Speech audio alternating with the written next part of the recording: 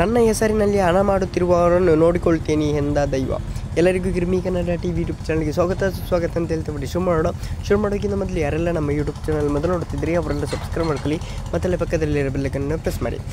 Cinema ಅಭಿಮಾನಿಗಳು ಕಂಡಲ್ಲಿ ದೈವದ ಅನುಕರಣೆ ಮಾಡುತ್ತಿರುವ ದೈವ ನರ್ತಕರು, ದೈವಾರಾಧಕರು ಹಾಗೂ ತುಳುನಾಡಿನ ಜನತೆ ಕೆಂಗಣ್ಣಿಗೆ ಗುರಿಯಾಗಿದೆ.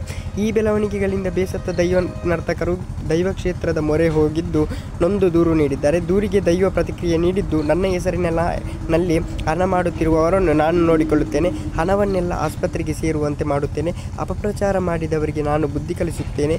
ಇನ್ಮುಂದೆ ಎಲ್ಲ ದೈವಸ್ಥಾನಗಳಲ್ಲಿ ಚಿತ್ರೀಕರಣ ನಿಲ್ಲಿಸಿ ನೀವು ಹೋರಾಟವನ್ನು ಮುಂದುವರಿಸಿ, ನಾನು ನಿಮ್ಮ ಬೆನ್ನ ಹಿಂದೆ ಇದ್ದೀನಿ ಎಂದು ದೈವ ಹೇಳಿದೆ.